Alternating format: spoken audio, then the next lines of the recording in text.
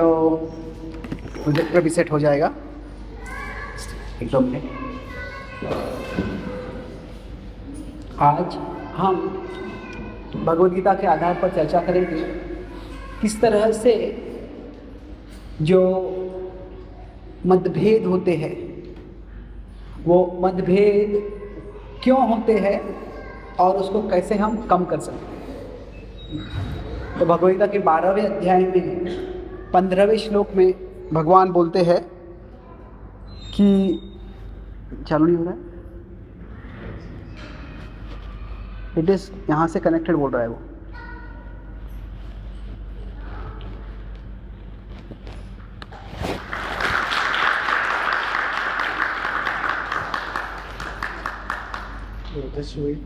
Okay. तो वहाँ पे भगवान बोलते हैं यस्मान्नो द्विजते लोको लोकानो द्विजते च यः हर्षामर्षभयोद्वेगै मुक्तो यः स च मे प्रियः। तो वहाँ पे भगवान बताते हैं कि ऐसा व्यक्ति जो दूसरों को विचलित नहीं करता है और जो दूसरों के द्वारा विचलित नहीं होता है, जो दूसरों को डिस्टर्ब नहीं करता है, जो दूसरों के द्वारा डिस्टर्ब नहीं होता है, ऐसा व्यक्ति मुझे प्रिय है, ऐसा भक्त मुझे प्रिय है। तो साधारणतया ये जगत का स्वभाव है कि हम कोई भी दो व्यक्ति कुछ कार्य करते हैं, पति पत्नी हो सकते हैं, माता बच्चे हो सकते हैं, ऑफिस में कलीग्स हो सकते हैं, बॉस और सबऑर्डिनेट होता है। तो क्या होता है साधारणतया, पहला व्यक्ति ऐसे कुछ कार्य करता है जिससे दूसरा डिस्टर्ब हो जाता है, और जब दूसरा डिस्टर्ब हो जाता है तो दूसरा व्यक्ति ऐसे कार्य करता है जिससे पहला और डिस्टर्ब हो जाता है, और फिर जो पहला व्यक्ति ऐसे कार्य करता है दूसरा और डिस्टर्ब हो जाता है। तो इससे क्या होता है, जो दो लोग डिस्टर्ब होते हैं वो दोनों का डिस्टर्बेंस बढ़ाते हैं, और उससे फिर we have a disturbed home, disturbed office, disturbed world. तो पूरा दुनिया डिस्टर्बेंस से भर जाता है।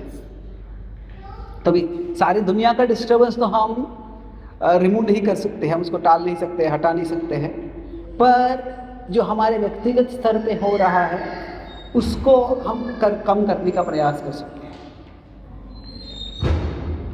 तो यहाँ पे भगवान बता रहे हैं कि एक मिनट, तो फिर अभी कनेक्ट हुआ था ना यहाँ से, तो फिर आप आपका कंप्यूटर कनेक्ट कर लीजिए, हम जूम से कनेक्ट कर लेते हैं यहाँ से। वाईफाई होगा ना यहाँ पे, या वाईफाई किसी का यूज़ कर सकते हैं हॉटस्पॉट, तो फिर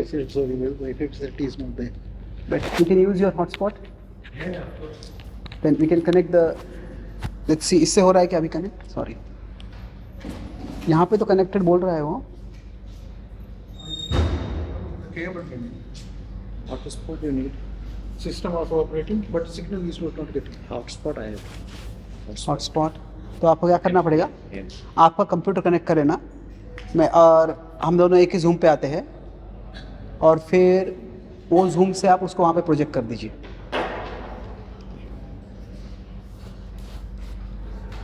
सो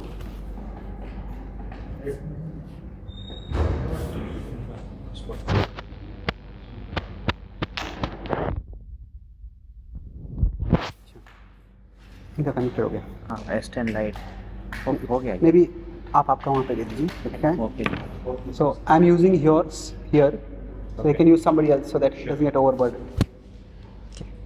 ठीक है, विल कंटिन्यू करें। तो अभी हम जब कार्य करते हैं तो इससे डिस्टर्ब क्यों होते हैं, जगत में कुछ परिस्थिति हो जाती है। मान लीजिए हम आप सब ये सत्संग के लिए आए हैं, मैं यहाँ पे कुछ बोलने के लिए आया हूँ, यहाँ पे टेक्नोलॉजी काम नहीं कर रहा है, तो उससे शायद आप डिस्टर्ब हो जाते हैं, मैं डिस्टर्ब हो जाता हूँ। तो ये जगत ऐसी जगह है कि यहाँ पे डिस्टर्बेंसेस होते हैं। कुछ डिस्टर्बेंसेस किसी व्यक्ति के कारण होते हैं, कुछ डिस्टर्बेंसेस होते हैं वो किसी व्यक्ति का कोई दोष नहीं होता है उसके बावजूद हो जाते हैं। तो कोई व्यक्ति कुछ भूल जाता है और हमारे लिए महत्वपूर्ण है वो चीज़, तो हम उससे डिस्टर्ब हो जाते हैं। तो कोई व्यक्ति ऐसे होता है कि वो आने वाले समय पर ट्रैफिक जाम हो जाता है, रास्ते कोई एक्सीडेंट हो जाता है, तो उनके नियंत्रण में नहीं है वो। तो बेसिकली इस जगत पे डिस्टर्बेंसेस होने ही वाले हैं, उसके बारे में हम कुछ नहीं कर सकते। ऑफ कोर्स हम प्रयास कर सकते हैं कि जो डिस्टर्बेंसेस हैं उनको कम कर सकें हम, इसलिए हम प्लानिंग करते हैं, पर जो डिस्टर्बेंसेस हैं वो होते ही रहते हैं। पर कभी कभी क्या होता है कि जब कुछ डिस्टर्बिंग चीज़ हो जाता है तो वो घटना घटती है, उसका हम हमारे मन में कुछ इंटरप्रेट करते हैं, कुछ विचार करते हैं कि इस व्यक्ति ने ऐसे क्यों किया, और वो व्यक्ति ने ऐसे क्यों किया जब उसके बारे में सोचते हैं हम, और एक तरह से सोचना स्वाभाविक है। ये व्यक्ति बोला था कि मैं ऐसे करूँगा पर नहीं किया, तो क्यों नहीं किया, ये सोचना स्वाभाविक है। पर जब हम सोचते हैं तो हम कुछ कारण पे जाते हैं कि व्यक्ति ने इसके कारण ऐसे किया, इस व्यक्ति ने इस कारण ऐसे किया। तो अभी हम कौन सा कारण लेते हैं वह समझना महत्वपूर्ण है। और कभी कभी हम ऐसा कारण लेते हैं कि जिससे छोटी चीज़ बहुत बड़ी बन जाती है। तो महाभारत में एक प्रसंग का वर्णन आता है जिससे ये कैसे छोटी चीज़ से डिस्टर्बेंस बड़ा हो जाता है, अब बड़े डिस्टर्बेंस से व्यक्ति बहुत उससे और बड़ा डिस्टर्बेंस कर देता है। तो ये रामायण में महाभारत में अनेक कैरेक्टर होते हैं, वो बुरा कार्य करते हैं। तो उनमें से सबसे जो घृणास्पद कार्य है वो कौन सा है, किसी को पता है? ओके, द्रौपदी का वस्त्रण बहुत बुरा कार्य है ज़रूर।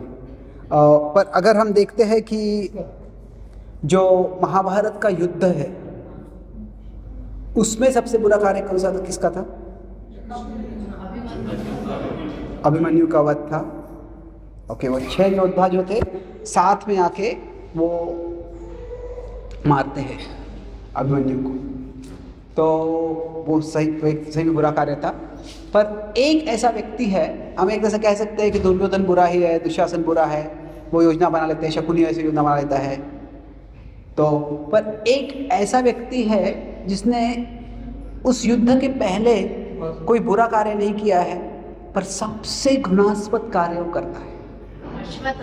हाँ, अश्वत्थामा। और वो कार्य कब करता है वो? प्रभु इट्स ओके, छोड़ दो। हरे कृष्णा प्रभु, हरे लेट इट बी, मैं आई स्पीक विदाउट इट, छोड़ दो उसको।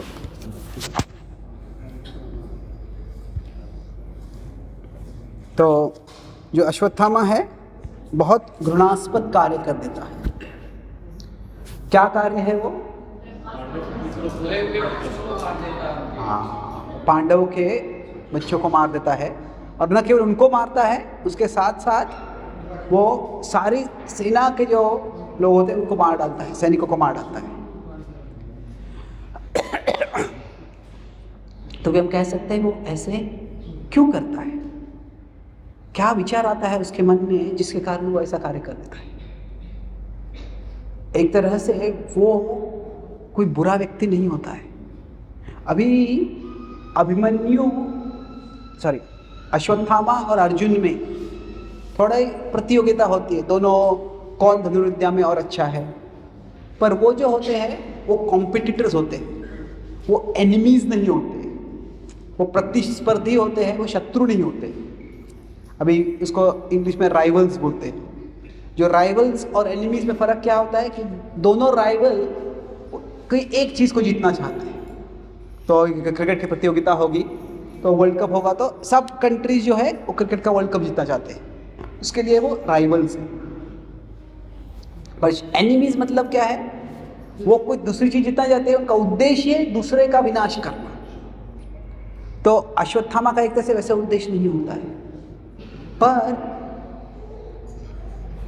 15वें दिन एक बहुत बुरी घटना घटती है, पर उससे और बुरा अश्वत्थामा के मन में उसका प्रभाव होता है।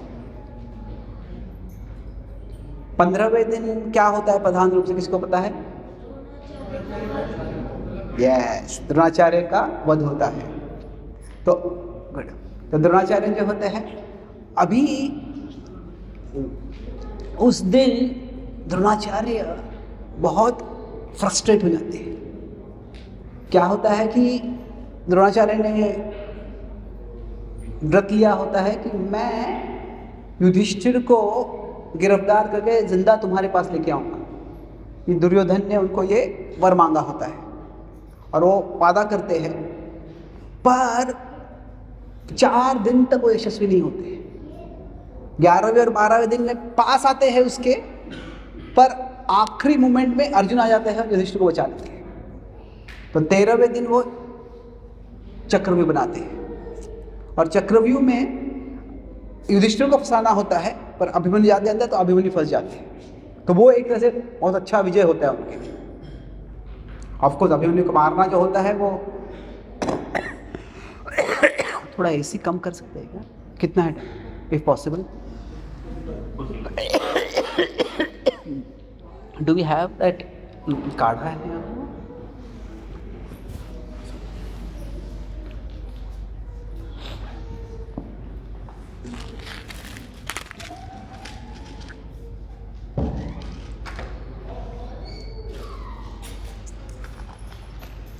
सो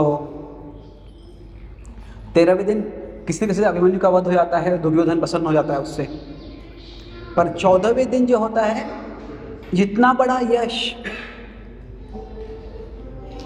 मिला होता है अभिमन्यु के वध से, उससे और कई गुना बुरा अपयश हो जाता है उनका। 14वें दिन क्या होता है? किसी को? Thank you. Yes yes, Jayadratha का वध होता है। गुड। तो अभी उसमें क्या होता है कि अभी पूरे सेना को इसी एक जयद्रथ के संरक्षण के लिए लगाया गया है और वो पूरी सेना अर्जुन को रोक नहीं पाती है। तो वो उससे दुर्योधन बड़े गुस्सा हो जाते हैं, द्रोण को डांटते हैं, द्रोण फ्रस्ट्रेट हो जाते हैं। और अगले दिन क्या होता है, जब द्रोण युद्ध कर रहे होते हैं तो द्रोण दिव्य अस्त्र इस्तेमाल करने लगते हैं। पर दिव्य अस्त्र जो होते हैं वो साधारण योद्धाओं के साथ मारने लगते हैं। तो अभी जो युद्ध के अलग अलग प्रकार से नियम होते हैं और कई बार युद्धों के नियमों का उल्लंघन होता है। ये युद्ध का दुर्भाग्यवश सत्य होता है। पर जो उल्लंघन भी होता है, किस हद तक हो रहा है? तो अभी विश्व में 2 युद्ध चल रहे हैं, इजराइल और हमास में चल रहा है, पैलेस्टाइन के लोगों के साथ चल रहा है, फिर यूक्रेन और रशिया में चल रहा है। जो भी हो रहा है उसमें अभी तक तो किसी ने न्यूक्लियर वेपन्स यूज़ नहीं किया है। उतनी तो दुर्बुद्धि नहीं हुई है किसी की, यद्यपि है पर यूज़ नहीं किया है।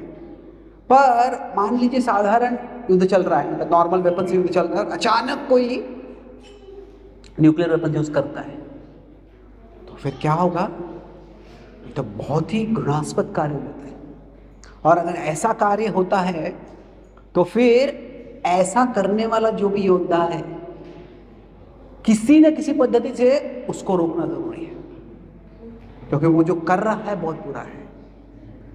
तो कभी कभी ऐसे लोगों को रोकने के लिए उनको असैसिनेट कर देते हैं, मार डालते हैं। तो जब द्रोण ऐसा करते हैं, अभी साधारणतः कैसे होता है कि 2 बड़े योद्धा है, दोनों के पास दिव्य अस्त्र है, दोनों दिव्य अस्त्र इस्तेमाल करते हैं। तो जब एक योद्धा दिव्य अस्त्र इस्तेमाल करता है तो फिर उसके कारण उसके आजू बाजू दूसरे जो सैनिक है, योद्धा है, वो उनको भी कुछ चोट हो सकती है, उनकी मृत्यु हो सकती है। That is okay.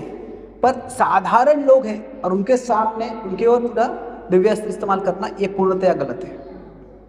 तो जब ऐसे होता है तो आकाश में तभी ऋषि मुनि आते हैं और द्रोण से कहते हैं तुम क्या कर रहे हो, तुम रुक जाओ, तुम बहुत बुरा कार्य कर रहे हो। तो द्रोण विचार में पड़ जाते हैं, पर फिर भी उनको दुर्योधन के वचन जो होते हैं कि तुम पार्शियलिटी कर रहे हो, तुम और क्योंकि पांडवों से स्नेह करते हो इसीलिए तुम मेरे पक्ष से पूर्ण क्षमता के साथ युद्ध नहीं कर रहे हो। अगर ऐसे ही करने वाले थे तुम तो तुम सेनापति बने क्यों? तुम अभी सेनापति के पद से उतर जाओ और कर्ण सेनापति बन जाएगा, और कर्ण ने मुझे वादा किया है कि वो पांडवों का विनाश कर देगा। अभी ये जो वचन थे बहुत कटु थे।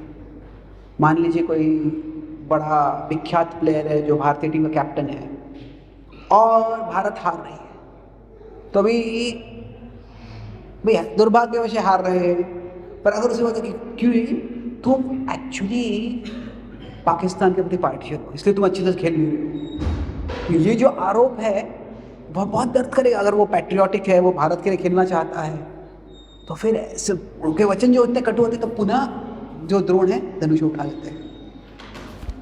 और तभी कृष्ण पांडवों से कहते हैं, खास करके युधिष्ठिर होते तो अर्जुन बात होते हैं कि अगर आज अभी तुम द्रोण को नहीं रोकोगे तो द्रोण तुम्हारे पूरे सेना का विनाश कर देगा। तभी युधिष्ठिर कहते हैं कैसे रोकना है हमको? जो युद्ध शुरू होता है उसके पहले युधिष्ठिर जो है कौरव के पक्ष में आते हैं अपने वरिष्ठों का आशीर्वाद लेने के लिए, और जब वो आशीर्वाद लेते हैं तभी वो कहते हैं कि मैं आप पर विजय कैसे प्राप्त करता हूं ये आप मुझे बताओ। तभी द्रोण बताते हैं कि किसी विश्वास पात्र व्यक्ति से कुछ दुर्भाग्यवश, कुछ आपत्ति का, कुछ मिसफॉर्च्यून, कुछ बैड न्यूज़, कुछ दुखदायक समाचार सुन के मैं स्वयं अपना धनुष नीचे कर दूंगा, तभी तुम मुझ पर जीत सकते हो। तो कृष्ण को याद दिलाते हैं, कहते हैं कि तुम उनको बताओ कि अश्वत्थामा का वध हो गया है। तो युधिष्ठिर हिचकिचाते हैं, कैसे मैं बोल सकता हूँ ऐसे? तो फिर तभी भीम जाके एक हाथी होता है अश्वत्थामा नाम का, उसका वध कर देते हैं। और फिर युधिष्ठिर जा रहे होते बोलने को, तो जब युधिष्ठिर जैसे बोलने वाले होते हैं तो अर्जुन की योजना क्या होती है कि जैसे ही द्रोणाचार्य अपना धनुष नीचे कर देंगे तो हम उनको गिरफ्तार कर लेंगे और फिर we will keep him in house arrest. वो हमारे आदरणीय गुरु है, वो तो उनकी मृत्यु नहीं चाहते थे, पर उनके कारण हमारा पराजय नहीं होना चाहिए, और युद्ध के अंत तक उनको गिरफ्तार करके रखेंगे। तो जैसे ही युधिष्ठिर बताते हैं तो द्रोण एक तरह से त्रस्त हो जाते हैं, सोच नहीं पाते कुछ, और युधिष्ठिर थोड़ा दूर चले जाते हैं और फिर विचार में पड़ जाते हैं, हताश हो जाते हैं, ना धनुष नीचे कर देते तो। और तभी उनके पास में धृष्टद्युम्न होता है। अभी धृष्टद्युम्न का जन्म एक उद्देश्य से हुआ था। क्या उद्देश्य था? द्रोणाचार्य का वध करना। और बहुत बार उसने प्रयास किया होता है, पर वो उनका वध करने के पास में भी नहीं आता है बिल्कुल, क्योंकि द्रोणाचार्य की क्षमता इतनी ज़्यादा होती है उससे, तो उससे वो भी फ्रस्ट्रेट हो गया होता है। तो क्या होता है कि कैसे जगत में ऐसी समस्या कभी भी आ जाती है कि युद्ध ही बड़ी मुश्किल चीज़ है, पर एक इधर द्रोण फ्रस्ट्रेट हो गया, इधर धृष्टद्युम्न फ्रस्ट्रेट हो गया है, और उस दिन जो होता है धृष्टद्युम्न का फ्रस्ट्रेशन पूरे 15 दिनों में सबसे ज़्यादा हो जाता है। क्यों? कि उनके पिता ने ये यज्ञ किया होता है जिससे धृष्टद्युम्न का जन्म हो, ताकि वो धृष्टद्युम्न के पिता कौन है? द्रुपद, कि द्रुपद का अपने अपमान का बदला द्रोणाचार्य से ले सके। पर धृष्टद्युम्न के आंखों के सामने उसी दिन 15वें दिन ही द्रोण ने द्रुपद का वध किया होता है, तो इससे वो और फ्रस्ट्रेट हो जाता है। तो जैसे ही द्रोण अपना धनुष नीचे रख देते हैं तो तुरंत धृष्टद्युम्न उन पर टूट पड़ता है, तलवार उठा के तेजी से उनकी ओर जाता है। तो जैसे ही सारे योद्धा देखते हैं, पांडव के पक्ष से कौरव के पक्ष की, धृष्टद्युम्न क्या कर रहा है, तो दोनों पक्ष से योद्धा चिल्लाते, धृष्टद्युम्न रुको, ये अनैतिक है, एक घृणास्पद कार्य है, रुक जाओ। पर धृष्टद्युम्न इतना क्रोध से, फ्रस्ट्रेशन से इतना विचलित हो जाता है कि कुछ सुनता ही है, किसी के बात की परवाह नहीं करता है।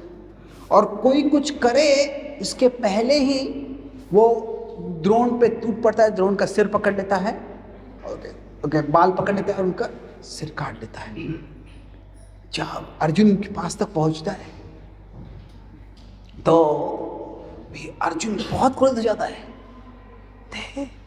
और तुम्हारे गुरु थे, इस तरह से कैसे तुमने उनका वध किया? जब वो अभी उस समय क्या होता है, द्रोण हताश होकर वो अपनी आंखें बंद कर लेते, ध्यान में चले जाते।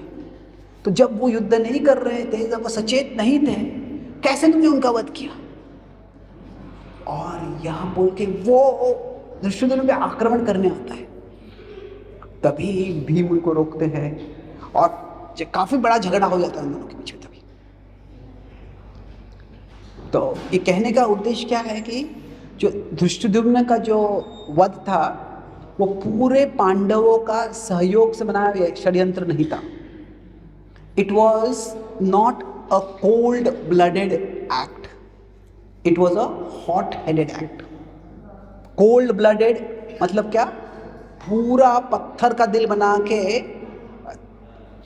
एक तरह से ठंडे दिमाग से नफरत के साथ कुछ षड्यंत्र बनाना, सो कोल्ड ब्लडेड कहते हैं। और जो हॉट हेडेड मतलब गुस्से में आके व्यक्ति को पता भी नहीं क्या कर रहा हूं मैं, और उस समय कुछ कर देते हैं। तो अभी जब ऐसे हो जाता है तो कौरवों में पूरा भय हो जाता है, सारे कौरव रणभूमि छोड़ के दौड़ने लगते हैं। तो उस समय कुछ युद्ध के पहले अश्वत्थामा घायल हो गया होता है, तो इसलिए अश्वत्थामा रणभूमि पर नहीं होता है। तो अश्वत्थामा थोड़ा ठीक होके अपने घावों को ठीक करके वैद्यों से वापस आ रहा होता है, और तभी सारे जो कौरव होते हैं वो दूसरी ओर रणभूमि से दौड़ रहे होते हैं। तो अश्वत्थामा कहता, क्या हो गया तुम, क्या हो गया तुम सब, क्यों ऐसे दौड़ रहे हो? तभी दुर्योधन जो होता है वो बताता है कि सारे पांडवों ने एक षड्यंत्र करके तुम्हारे पिता, हमारे गुरुदेव, हमारे सेनापति का बड़े बेरहमी से, जब वो सचेत नहीं थे, जब वो ध्यान में थे, तो झूठ बता कर कि तुम्हारी मृत्यु हो गई है, उनको फिर बड़े बेरहमी से जैसे जानवर को मारते हैं वैसे मार दिया। तो ये जब अश्वत्थामा सुनता है तो बहुत क्रोधित हो जाता है, वो सहन नहीं कर पाता है, और तुरंत वो अपने पास जितने भी शक्तिशाली अस्त्र हैं, उसके बाद एक नारायण अस्त्र होता है, एक भार्गव अस्त्र होता है, दोनों इस्तेमाल करता है, पर दोनों से कुछ प्रभाव नहीं होता है। उससे और क्रोधित हो जाता है और फिर अलग अलग प्रयास करते रहता है, कुछ होता नहीं है। फिर आखिरी दिन 18वें रात को जो होता है, तभी वो पांडवों को, वो सोचता है पांडवों को मार रहा हूं, पर पांडवों के पुत्रों को मारता है। और उसका विचार होता है कि जैसे उन्होंने मेरे पिता सचेत नहीं थे उनको मारा, वैसे ही अभी वो सचेत नहीं है तो मैं उनको मार दूंगा, जैसे उन्होंने वैसे किया वैसे ही मैं करूंगा।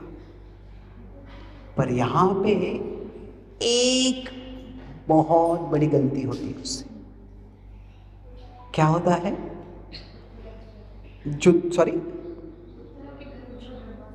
नहीं, वो बाद में आता है, पर इसके पहले जो दुर्योधन जो उसको बताता है उस पे वो विश्वास कर लेता है। क्या होता है कि अभी जब दुर्योधन बताता है कि सारे पांडवों ने षड्यंत्र किया, तो वो सोचता है कि पांडव ऐसे कैसे कर सकते हैं, वो तो द्रोण का बड़ा आदर करते थे, अर्जुन ने ऐसे कैसे किया? अर्जुन तो अपने गुरु के लिए जीवन देने के लिए तैयार होता। यद्यपि उन्हें प्रतिस्पर्धी थे, वो स्पर्धा होती थी उन्होंने में, पर Abhimanyu respected both Arjuna's competence and Arjuna's character. कि अर्जुना उन ज़्यादा अच्छे धनुर्विद्या में थे, कॉम्पिटेंस था उनका, और कैरेक्टर कि वास्तव में वो एक नीतिवान व्यक्ति है। तो तभी अगर अश्वत्थामा जाके अर्जुन को पूछता था कि इस तरह से तुमने अपने गुरु का वध कैसे किया, तो अभी जो हुआ ऐसे कुछ वो बुरा हुआ, बहुत बुरा हुआ, पर उसके लिए जिम्मेदार धृष्टद्युम्न था, सारे पांडवों का षड्यंत्र नहीं था। तो उसने बेरहमी से धृष्टद्युम्न को मारा, वो जस्टिस कहते हैं, न्याय कह सकते हैं, जैसे करनी वैसे भरनी। पर क्या हो गया, उसने जो दुर्योधन ने बताया उस पर विश्वास कर लिया, और वो विश्वास करने के कारण जो बुरी परिस्थिति थी, वो जो बुरी घटना हुई थी, उसकी प्रतिक्रिया में हजारों गुना ज्यादा बुरी कार्य उसने कर दिया। तो अभी यहाँ पे जो हम शुरुआत में बताया था कि ये दुनिया में हम ऐसा कार्य करते हैं जिससे लोग डिस्टर्ब होते हैं, लोग ऐसा कार्य करते हैं जिससे हम डिस्टर्ब होते हैं। तो ये स्वभाव होता है। भगवान कहते हैं कि इसे टालना जरूरी है। तो इसको हम कैसे टाल सकते हैं? तो यहाँ पे अश्वत्थामा क्या कर सकता था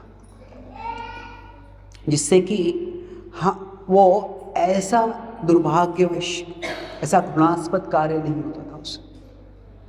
तो सारे कुरुक्षेत्र युद्ध में जो अश्वत्थामा करता है वो that comes the closest to what we today call as terrorism. जो आज हम आतंकवाद कहते हैं, आतंकवाद उसे क्या कहते हैं कि जो युद्धों को नहीं, जो मिलिट्री में जो है, जो सैनिक है उनको नहीं मार रहे हैं, जो सिविलियंस है उनको मार रहे हैं। और सिविलियंस का कभी कभी वध हो जाता है जब हम सैनिकों को मारने का प्रयास कर रहे हैं, पर जब सिविलियन जो बिल्कुल युद्ध करने के तैयार नहीं है उनको ही मारना उद्देश्य होता है, तो उसको पूरी तरह से आतंकवाद कहते हैं।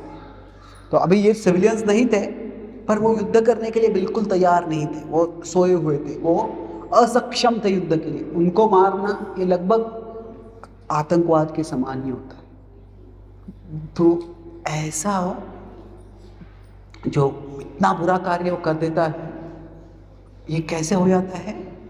वो एक बुरी घटना होती है, पर there are 3 steps. Something terrible happens, then there is a terrible interpretation.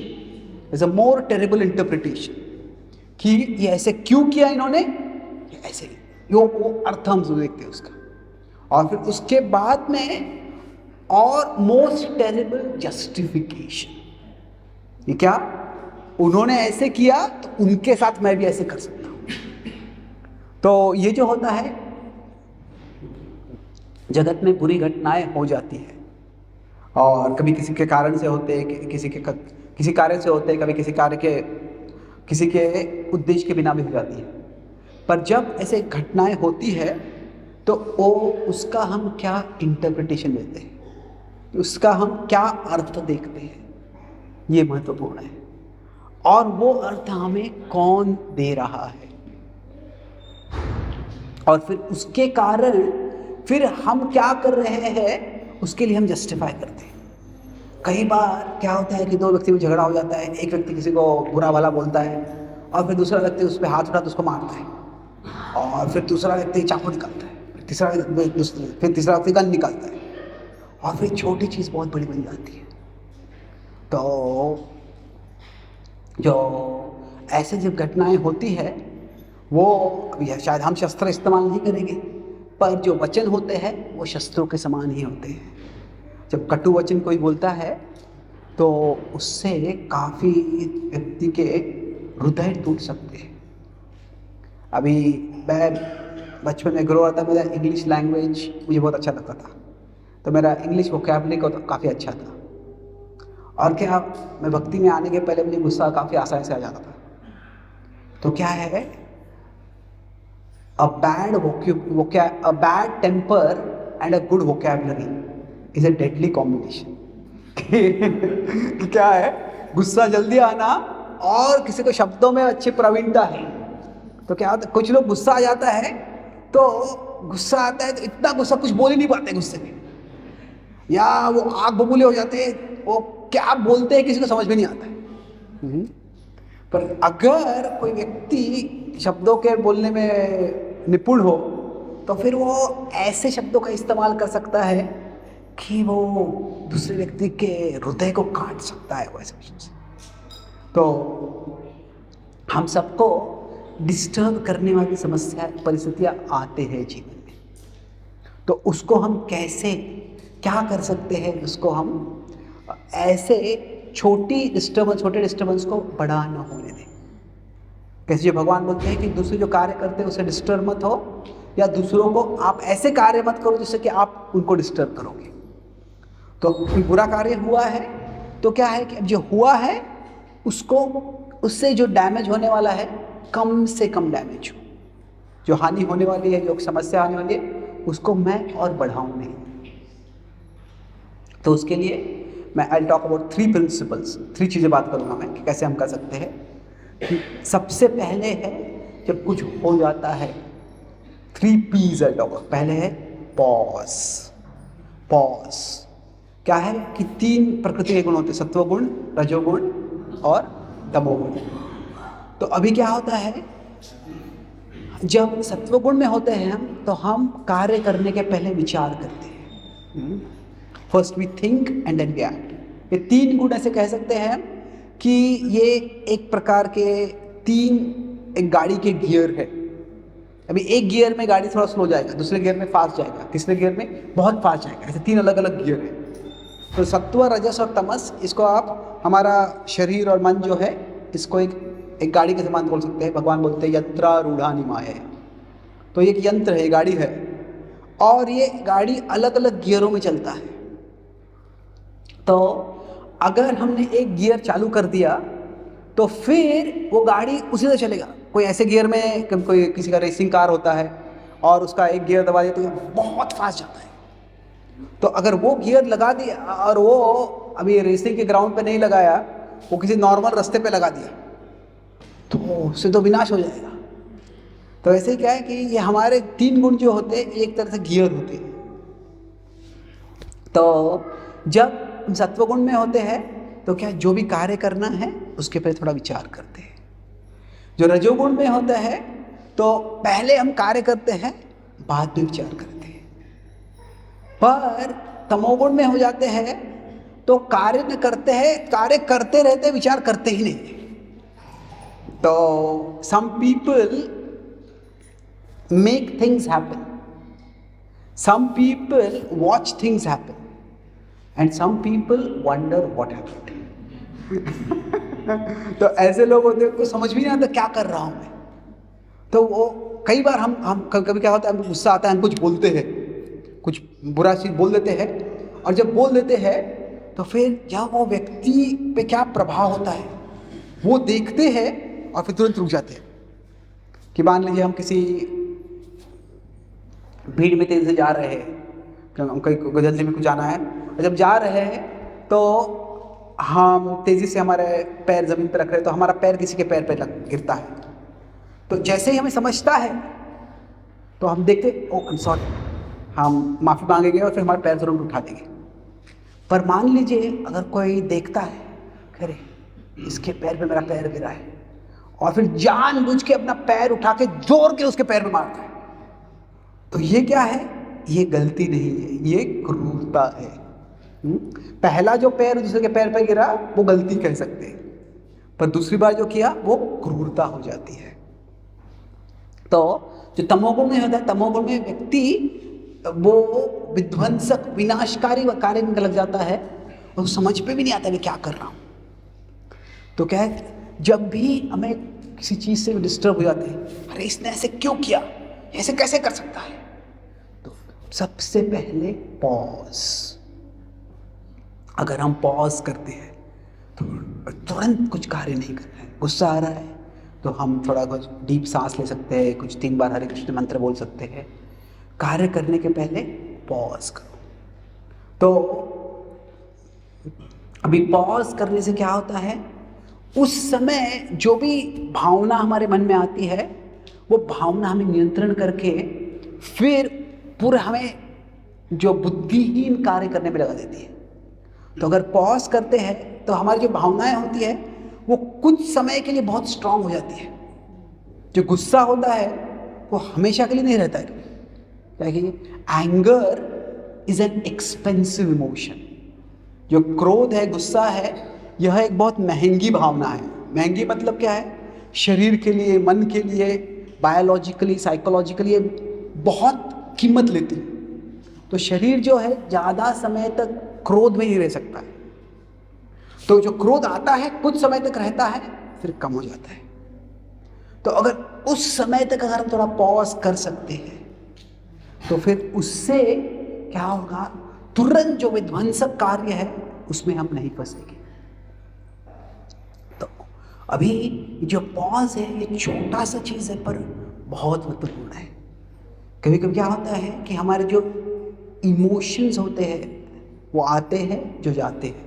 So English में कहते हैं रिवर्सिबल इमोशंस होते हैं कि आज मुझे इस पर बहुत गुस्सा आ रहा है, इससे क्रोध आ रहा है, इससे नफरत हो रही है, ऐसे लगता है मुझे, पर कल जो होता है इतना कोई बड़ी बात नहीं है। छोटे बच्चे होते हैं, कभी कभी होते हैं तुम पे बहुत गुस्सा आ गया, कट्टी, कभी बात नहीं करूँगा तुमसे। और फिर 2-3 दिनों के बाद वो बच्चे इधर एक दूसरे के साथ खेल रहे होते हैं, क्या हो गया, oh this is my best friend for ever, BFF है मेरा। तो क्या होता है कि हम शरीर में बड़े हो गए हैं पर हमारा मन कई बार छोटे बच्चे के समान रहता है। तो आज बहुत गुस्सा आता है और कल भी छोड़ दो, 1 घंटे पे गुस्सा कम हो जाता है। पर क्या होता है, कभी कभी वो रिवर्सिबल इमोशंस के कारण हम इरिवर्सिबल एक्शंस कर देते हैं। जो इमोशंस रिवर्सिबल है, आज वो इमोशन रहता है, कल वो रिवर्स हो जाता है। गाड़ी रिवर्स में जाना मतलब क्या, एक दिशा में जा रहा है दूसरी दिशा में जा जाता है। पर कभी कभी वो इमोशंस के कारण हम ऐसा कार्य कर देते हैं जो इरिवर्सिबल होता है। ऐसा कार्य हम कर देते हैं जिससे कभी वापस कुछ हम पीछे नहीं आ सकते। तो इसलिए पहली चीज़ है पॉज। ठीक है, अभी पॉज करने का मतलब ये नहीं है कि जो व्यक्ति ने किया है वो गलत नहीं है। इसका मतलब ये नहीं कि व्यक्ति ने जो गलत किया है उसको मैं ऐसे ही छोड़ देने वाला हूँ। इसका मतलब ऐसे नहीं कि व्यक्ति ने आज गलत किया कल और गलत करेगा और सारे लोग भी सारी दुनिया में गलत करते रहेगी और सब कुछ सहन करना पड़ेगा। नहीं, पॉज का मतलब है कि मैं तुरंत कार्य नहीं करूँ, क्योंकि क्या है, अभी भावनाएं बहुत गर्म होती है।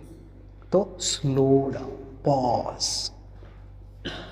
मैं मोस्टली साल लगभग 9-10 महीने में भारत से बाहर ही रहता हूँ और भारत में होते तो अलग अलग जगह आता। तो मेरा मोस्टली जो सेवाएं होती है मैं फ़ोन पे या ईमेल से होती है।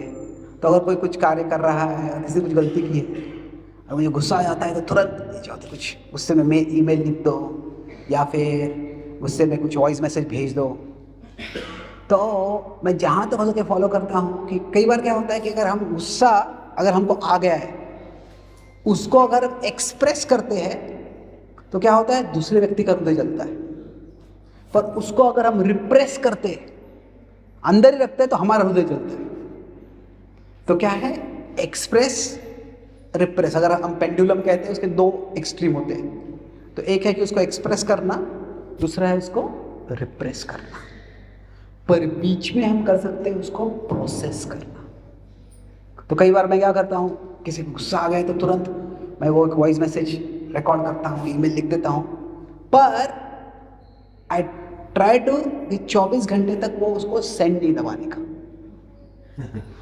और अगर कई बार ऐसा होता है वो एक दिन में वही व्यक्ति कुछ और जानकारी देता है, वही व्यक्ति माफ़ी मांग लेता है, वही व्यक्ति ऐसे और कुछ बता देता है कि ऐसे ऐसे ऐसे हुआ था। या फिर उसके बाद में मैं वो ईमेल पढ़ता हूँ, वो ईमेल वापस वो मैसेज सुनता हूँ और फिर सोचता कि ये, फिर उसको सोच के फिर थोड़ा और सॉफ्ट करके थोड़ा और अच्छी तरह से भेज देता हूँ। अभी तक एक भी बार ऐसे नहीं हुआ है कि जो अगर 24 घंटे रुका हूँ तो जो मैसेज था वो वैसे का वैसे मैंने कभी भेजा है। क्या होता है, कई बार तो ऐसे लगता है, मुझे तो एक बार बहुत गुस्सा आ गया था, 24 घंटे बाद मैंने मैसेज सुना, ये मेरा वॉइस है क्या, मैं ऐसे कैसे बोल सकता हूँ किसी को। तो ये होता है कि पॉज, ये अगर पॉज करेंगे तो उससे एक्चुअली काफ़ी समस्याएं जो है वो ज़रूरत से ज़्यादा बड़ी नहीं होगी। फिर कहेंगे उसके बाद में, पर क्या है कि पॉज तो कर लिया, पर अगर व्यक्ति ने गलत किया है तो इसके बारे में कुछ तो करना चाहिए। तो अभी उसके दूसरा है कि दूसरा पी जो है, जो पॉज है, ये सत्वगुण का लक्षण है। भगवद्गीता के 14वें अध्याय में 11वें श्लोक में भगवान कहते हैं, सर्वद्वारेषु देहेऽस्मिन् प्रकाश उपजायते ज्ञानं यदा तदा विद्यात् विवृद्धं सत्त्वमित्युत। वो कहते हैं कि हमारे सारे इंद्रियां जब ज्ञान की ज्योति से रोशन होते हैं, वो सत्वगुण का लक्षण है। इसका मतलब क्या है कि ऐसे नहीं है कि जो सत्वगुणी व्यक्ति है उसके कानों से कुछ रोशनी आती है, उसके नाक से कुछ रोशनी आती है, ऐसे नहीं।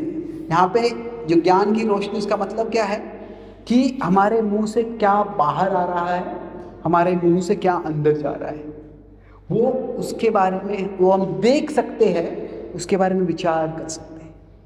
एक बार लीजिए अचानक यहाँ पे लाइट चले जाएगी और फिर वहाँ से दरवाजे से कौन आ रहा है कौन जा रहा है हम देख नहीं पाएंगे, पर जब लाइट होगा तो हम देख सकते हैं।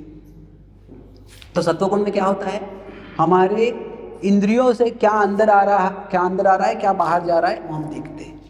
तो ये एक तरह से सत्वगुण का लक्षण है। तो पहला है पॉज।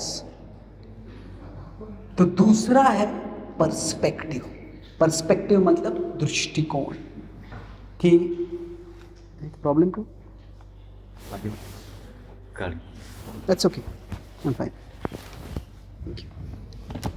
तो जो पर्सपेक्टिव जो है उसका मतलब कि दृष्टिकोण है कि ठीक है अभी ये ऐसे हुआ है और उससे वो क्यों हुआ है, वो क्यों किया गया है, उसकी मुझे कुछ समझ मिल रही है। तो क्या है, किसी और का दृष्टिकोण क्या है। अभी जो हुआ द्रोण का वध, ये बहुत बुरी चीज है। द्रोण का वध क्यों हुआ, कैसे हुआ, ये घटना ही बहुत बुरी है, पर इसका जो इंटरप्रिटेशन, ये ऐसे क्यों हुआ, उसका जो वर्णन दुर्योधन ने दिया वो पूर्णतया गलत था। कैसे अलग अलग प्रकार के झूठ होते हैं। कुछ झूठ होते हैं जो शुरुआत से अंत तक पूरा झूठ ही होता है। क्या है, वैसे झूठ को झूठ बोलना बड़ा आसान, जो झूठ है समझना बड़ा आसान होता है। कि अगर द्रोण का वध हुआ ही नहीं है और दुर्योधन बोलता है द्रोण का वध हो गया सिर्फ अश्वत्थामा को उकसाने के लिए, तो शायद वो क्रोधित हो जाएगा कुछ समय के लिए, पर बाद में जब द्रोण को देखेंगे तो झूठ जो है झूठ साबित हो जाएगा। But the most dangerous lies are the lies that start with truth and end with truth but are lies in between. जो ऐसे झूठ होते हैं जो फैक्ट से शुरू होते हैं और फैक्ट से अंत होता है, पर वो फैक्ट को लिंक करने वाला जो लाइन होता है वो झूठा होता है। तो अभी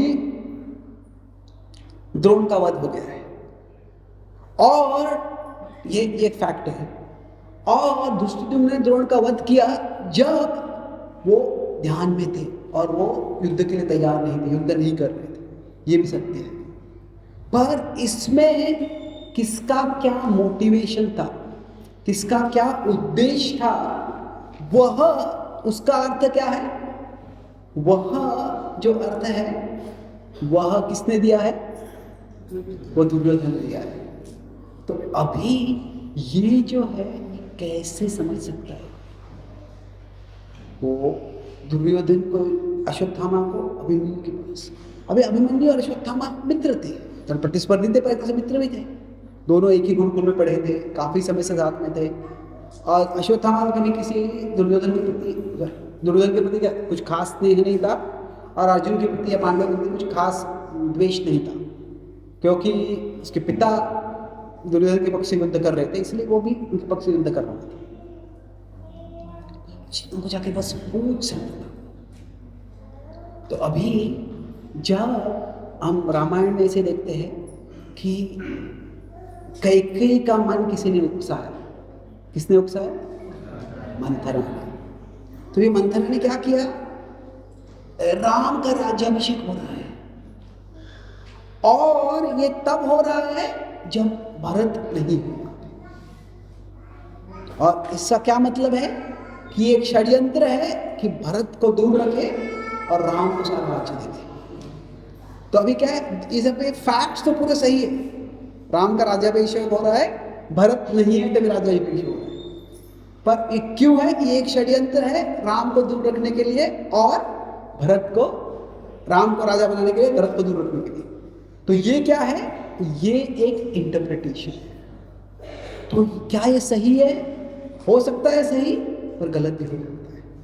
तो इसीलिए जब हम किसी का कुछ कार्य देखते हैं और उस कार्य से हम कुछ निष्कर्ष निकालते हैं, इसने ऐसे क्यों किया, तो वो जो हमारा निष्कर्ष होता है, कभी कभी हम निष्कर्ष निकालते हैं, कभी कोई दूसरा हमको इसका निष्कर्ष बताता है, पर शायद ये सही हो सकता है, शायद वो गलत हो सकता है। तो पर्सपेक्टिव मतलब दृष्टिकोण। तो कई बार क्या होता है, we talk about people but we don't talk with people. यार अरे इसने ऐसे किया, उसने ऐसे किया, इसने ऐसे किया, कितना बड़ा व्यक्ति है। जिसने जो किया है उसको जाके रिस्पेक्टफुली बट क्लियरली, आदर से पर स्पष्टता, ये जो आपने किया इससे मैं डिस्टर्ब हो गए, क्या आप बता सकते हैं आपका क्या विचार था जब आपने ऐसे किया? सीधा हमको जाके बोले तुम कितने क्रूर हो, तुम इतना बड़ा बुरा कार्य करते हैं, शायद ऐसे नहीं बोलना है, पर हम बता सकते हैं कि तुम जो कार्य किया उससे बड़ा उचित हो गया होगा। क्या तुम बता सकते हो तुमने ऐसे क्यों किया?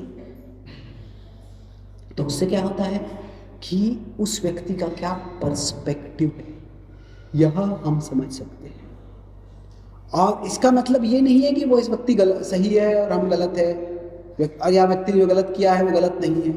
पर कई बार क्या होता है कि व्यक्ति ने गलत कार्य किया होता है, पर शायद वो गलत कार्य गलत उद्देश्य से नहीं किया होता है। वो शायद उसने उस व्यक्ति ने ऐसा कार्य किया जिससे हम बहुत दुखी हुए, हमें बहुत परेशानी हुई है, पर वो व्यक्ति ने वो कार्य हमें परेशान करने के लिए नहीं किया।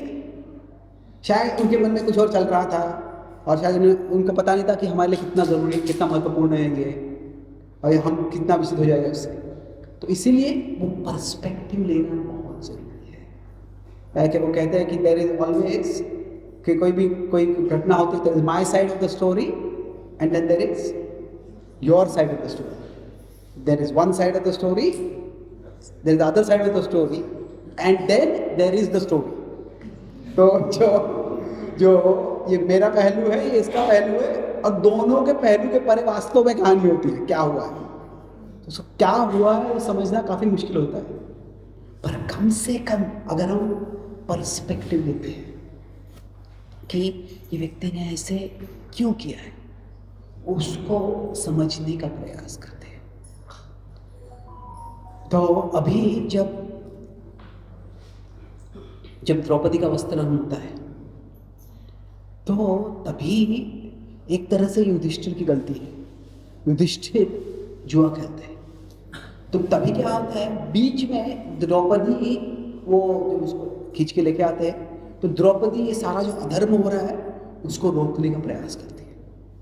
तो वो कहती है कि अगर युधिष्ठिर ने खुद को पहले दावे पे लगा दिया था, जुए में लगा दिया था, तो फिर वो खुद की स्वामी नहीं है, तो मुझे वो दाव पे कैसे लगा सकते हैं। तो तभी सब लोग शांत रहते हैं, तो भीष्म भी कभी कुछ बोलते नहीं है। तो तभी क्या करता है, अभी दुर्योधन का हमेशा से योजना होती है कि वो पांडवों में फूट लाए। वे पांडव साथ है तो फिर क्या है, वो बहुत शक्तिशाली है। तो अभी वो ये मौका लेता है, वो कहता है कि द्रौपदी, हे पांचाली, अगर तुम कह दो कि युधिष्ठिर जो धर्मराज है उसने तुमको दावे पे लगाकर अधर्म किया है, ये तुम घोषणा कर दो, तुम्हारा सारा राज्य में वापस कर दूंगा। तो अभी ये क्या कर रहा था, इसके द्वारा वो पति पत्नी में जो है वो कॉन्फ्लिक्ट, जो समस्या ला रहा था, वो भेद लाने का प्रयास कर रहा था। तो अभी द्रौपदी तुरंत समझ गई, द्रौपदी भी क्षत्रियाणी थी, तो वो भी क्या क्षत्रिय क्या लोग क्या चाल चलाते हैं समझ गई नहीं कि ये पूरा जो जुए का खेल हुआ, वह खेलने की बिल्कुल युधिष्ठिर को इच्छा नहीं। पर क्योंकि युधिष्ठिर को उनके वरिष्ठों ने बुलाया, क्योंकि धृतराष्ट्र महाराज ने उनको बुलाया, क्योंकि वो याचना विदुर लेके आए, तो इसलिए उन्होंने जुआ खेला है। तो फिर कहते हैं जो जिन्होंने युधिष्ठिर को जुआ खेलने के लिए विवश किया, जिनके कारण जुआ खेला, उनको ये फैसला करना चाहिए कि जो जुआ खेला गया वो नैतिक था या नहीं, वो धर्म के नियम के अनुसार था या नहीं। तो क्या उस समय द्रौपदी वो फूट नहीं आने देती है। अभी ये दुर्योधन जो युधिष्ठिर ने किया है, सारी संपत्ति दांव पे लगा दी, उसको खुद को दांव पे लगा दिया, ये बहुत ही बुरा कार्य है। पर उस समय जो है वो युधिष्ठिर के खिलाफ भी आती है। पर बाद में जब वनवास में होते हैं तो द्रौपदी जो उनका गुस्सा वो रोक नहीं पाती, कैसे तुम इतना दांव पे लगा दिया सब कुछ, कैसे तुम सब कुछ गवा दिया। और तभी युधिष्ठिर बताते हैं कि मैं सोच रहा था कि वास्तव में धर्म का संरक्षण मेरा जिम्मेदारी है। ब्राह्मणों की सेवा करना, मेरे परिवार की सेवा करना, मेरी प्रजा की सेवा करना, सब करना, ये मेरी जिम्मेदारी है। और उसके लिए मुझे जो राज्य की सामग्री है, राज्य की संपत्ति है, वह रिसोर्स है मेरा, उसके द्वारा मैं जिम्मेदारी पूरी कर सकता हूँ। तो क्योंकि मेरा उद्देश्य शुद्ध था, मेरा उद्देश्य सेवा करना है, मेरी जिम्मेदारी करना था, तो इसलिए मैं सोच रहा था मैं कम से कम एक दांव तो जीत जाऊंगा। तो उसके कारण मैं दांव खेलने गया। पर वहां पे युधिष्ठिर ने बोलते कि जिस हद तक मैं खेलते गया वो ज्यादती हो गई मुझसे, उतना मुझे करना नहीं चाहिए था। तो यहाँ पे क्या है कि ऐसे नहीं है कि युधिष्ठिर जो है गैम्बलिंग एडिक्ट है, गैर जिम्मेदार है, किसी की परवाह नहीं करता है, वैसे नहीं है। जो हुआ गलत हुआ, पर वो गलत ऐसे नहीं हुआ कि वो लापरवाह व्यक्ति उस कारण हुआ, वो वास्तव में जिम्मेदारी के कारण ही उन्होंने किया, पर वो गलत कार्य कर दिया। यहाँ पे कहने का मतलब क्या है कि वो कोई व्यक्ति गलत कार्य करता है, कुछ बुरा करता है, तो पर्सपेक्टिव क्यों किया। अभी एक तरह से हम देख सकते हैं, अगर एक नैतिक दृष्टि से देख सकते हैं युधिष्ठिर के कार्य को, और एक दिव्य ट्रांसेंडेंटल दृष्टि से देखते हैं। ट्रांसेंडेंटल दृष्टि से देखेंगे तो क्या है, युधिष्ठिर सारी जो लीला हुई है वो सब इसलिए हुई कि अंत में कृष्ण द्रौपदी का संरक्षण कर सके, और सबको विश्व को दिखाया कि भगवान ही हमारे अंत में संरक्षण करता है। तो इसलिए युधिष्ठिर का कार्य था, उस दृष्टि से देखे तो वो गलत नहीं है, वो भगवान की योजना ही है। पर युधिष्ठिर स्वयं ऐसे नहीं कहते कि ये भगवान ने मुझे बोला ऐसे कार्य कर, युवा खेल। वो अपने विचार करके बोलते हैं कि जहां तक जिस हद तक मैं युवा खेला वो गलत था। तो उद्देश्य सही था, पर जो कार्य हो गया वो बहुत बुरा हो गया। तो इसलिए क्या है, कभी कभी जब व्यक्ति बुरा कार्य करता भी है तो कार्य क्यों कर रहा है, वो उनका पर्सपेक्टिव अगर समझते हैं तो फिर क्या होता है, जो फ्रिक्शन होने वाला है, जो मतभेद होने वाला है, वो फ्रिक्शन से कम से कम एक्सप्लोजन तो नहीं होता है। तो कई बार ऐसा होता है कि इस जगत में जो फैसिलिटीज फाइनाइट होती है। अभी कोई एक विजिटिंग पिक्चर आ रहा है, 2 जगह पे कार्यक्रम कर सकते हैं, तो एक जगह कार्यक्रम होता है, दूसरी जगह पे नहीं होता है। जहाँ पे नहीं होता है वहाँ के वक्त बोलते हैं कि ये जो ऑर्गेनाइजर है ये हमारे खिलाफ है, ये पार्शियल इसके खिलाफ, इसके लिए हमारे पार्शियल नहीं है। तो ऐसा हो सकता है, पार्शियलिटी हो सकता है, पर कुछ और हो सकता है कि वहाँ पे कुछ कोई स्पेशल चीज़ है, उसके कारण वहाँ पे कार्यक्रम हुआ है। तो क्या है कि हम एजम्पशन करते हैं, जब हम लोगों का सिर्फ कार्य देख सकते हैं, वो कार्य क्यों किया है, वो उद्देश्य हमें पता नहीं है। तो अगर वो समझना है तो बेस्ट है कि उस व्यक्ति को जाके पूछे, ये है पर्सपेक्टिव। तो अगर उस व्यक्ति से पूछते हैं तो फिर उससे क्या होगा, वो मतभेद और वो जो गलत फहमी है वो उतनी और बढ़ेगी नहीं। और तीसरा है, आखिरी चीज़ है कि ठीक है, जो पहला मैं बोला 3 चीज़ें होती है, पहले बैड एक्शन, फिर रॉन्ग इंटरप्रिटेशन, और फाइनली है जस्टिफिकेशन। तो अभी जस्टिफिकेशन जो होता है, तुमने ऐसे किया इसलिए मैं तुम्हारे साथ ऐसे करूँगा। तो उसके लिए आखिरी चीज़ है प्रिंसिपल्स, कि हमारे खुद के प्रिंसिपल्स होते हैं, कि हमारे खुद की प्रिंसिपल्स के अनुसार हमारी सीमाएं होती हैं। तो मान लीजिए हमें किसी के ऊपर बहुत क्रोध आ गया, तो क्रोध आ गया, शायद हम किसी से उस पर चिल्लाएंगे, जोर से बोलेंगे कुछ, पर जब कोई सुसंस्कृत व्यक्ति है, थोड़ा कल्चर्ड है, तो कितना भी गुस्सा आएगा तो वो गालियाँ नहीं देगा, वो बुरे शब्द का इस्तेमाल नहीं करेगा, आवाज़ बड़ी करेगा पर वो गालियाँ नहीं देगा। तो क्या है, वो एक तरह से सीमा है, तो वो उसका प्रिंसिपल है। तो तुमने मेरे साथ बुरा किया, इसलिए तुम्हारे साथ बुरा करने के लिए मैं मेरे प्रिंसिपल्स भूल जाऊंगा, ऐसे नहीं करना है। तो कई बार क्या होता है कि जब दूसरे ने मेरे साथ बुरा किया है इसलिए मैं उनके साथ बुरा करूंगा, ठीक है, कभी कभी करना पड़ता है ऐसे, पर उसमें भी हमें बाउंड्रीज रखना जरूरी है। कभी कभी क्या होता है, दूसरों ने जो बुरा किया है वो बुरे का प्रतिकार करने के लिए हम उनसे ज़्यादा बुरी चीज़ कर देते हैं, और उससे क्या होता है, हमारा चरित्र बुरा हो जाता है। तो ये जो है, just to get back at others, तुमने ऐसे किया तुम्हारे ऐसे करूँगा, इसके लिए हमारे प्रिंसिपल्स को हमें नहीं छोड़ना है। तो जो वैष्णव शिष्टाचार होता है, जो सदाचार होता है, हम वैष्णव एटिकेट सुनते हैं, तो उसको फॉलो करके जो भी हमें करना है कार्य करना है। अभी अश्वत्थामा ने जैसे बताया पूरा प्रिंसिपल्स, वो सोचने लग गया कि ये मुझे अभी पांडवों के प्रति बदला लेने का मौका है।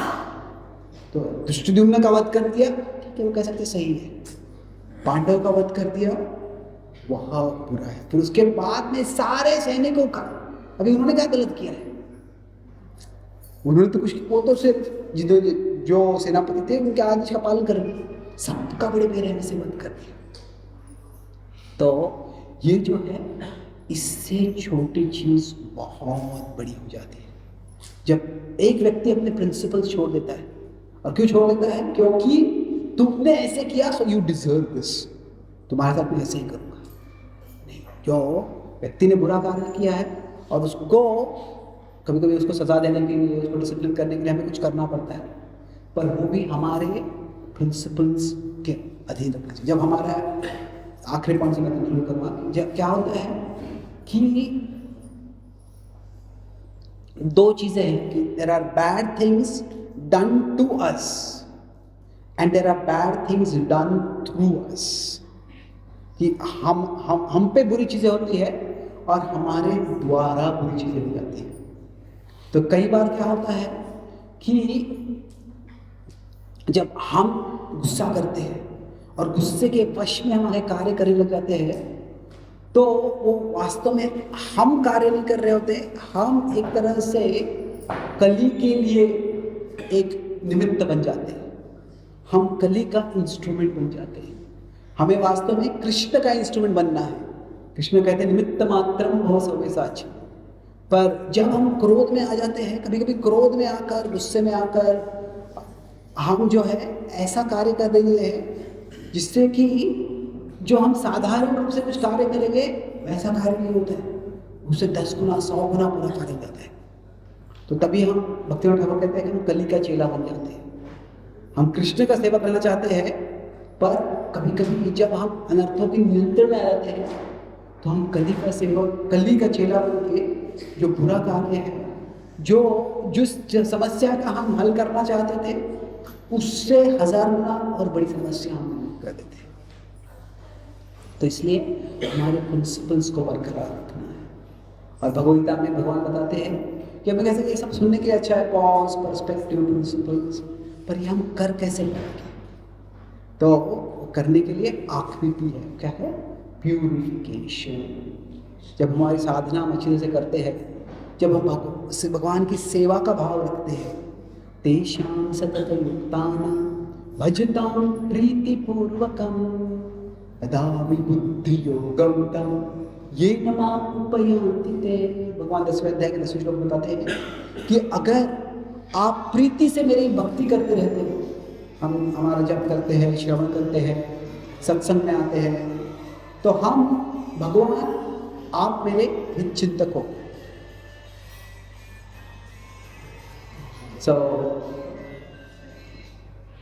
भगवान आप मेरे हित चिंतक हो, तो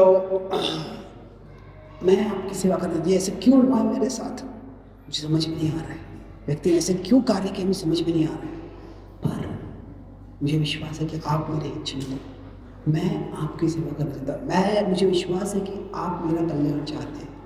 भजताम प्रीति, जिस हद तक हम सेवा भाव प्रीति के साथ कर सकते हैं हम करते हैं, तो उस समय भले ही हम खुद विचार न कर पाए, पर भगवान की कृपा से ददामि बुद्धियोगम, तो उस समय जब क्रोध आ रहा है तो पॉज करना, रुको, ये अंदर से आवाज आएगी हमको रुकने का, ये मदद होगा।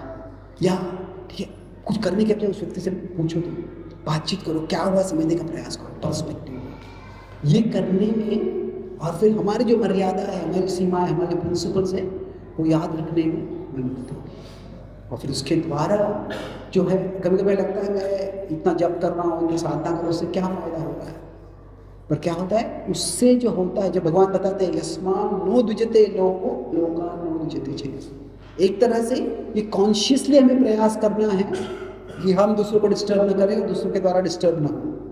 पर साथ साथ जब हम भक्ति करते हैं तो सबकॉन्शियसली भगवान हमें मदद करते हैं, जिससे कि जब ऐसे डिस्टर्बिंग परिस्थितियाँ आते हैं उससे हम और विचलित न हो जाए, उससे हम उसको बुरी परिस्थिति को हम और बुरी न बनाएं। तो आई समराइज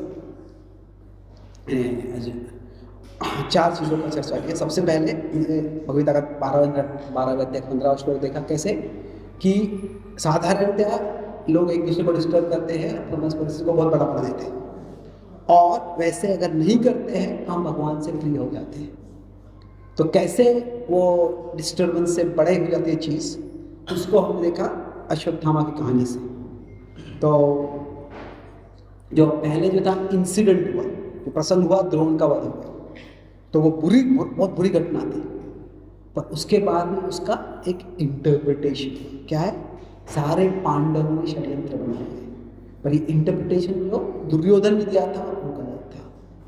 तो और उसके बाद में उससे क्या हुआ, जस्टिफिकेशन, उन्होंने ऐसे किया तो मैं उनके साथ ऐसे करूँगा। और उससे जो अश्वत्थामा अच्छा व्यक्ति था, उसने न केवल बुरा कार्य किया, पर पूरे कुरुक्षेत्र के युद्ध में सबसे बुरा कार्य उसने कर दिया।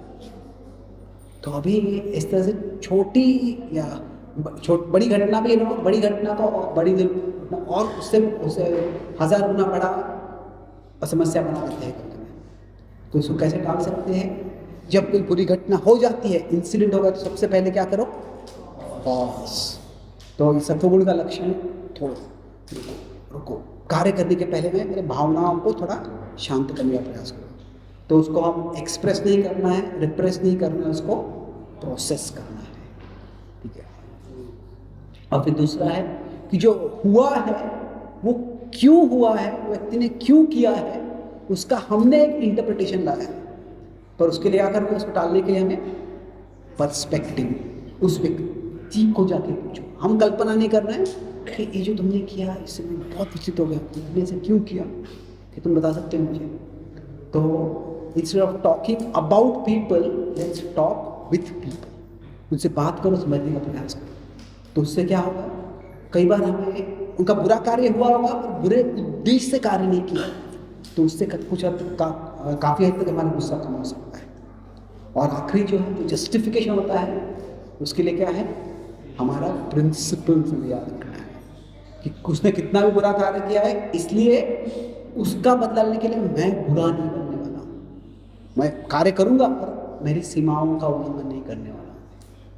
और ऐसा ये तीनों करने के लिए पॉज, पर्सपेक्टिव, प्रिंसिपल्स हमें मदद मिल सकती है अगर हम प्यूरिफिकेशन, अगर हम शुद्धिकरण करते हैं भक्ति के द्वारा।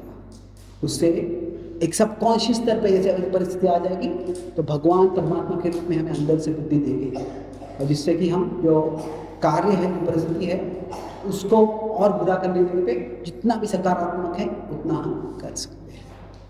बहुत बहुत धन्यवाद। हरे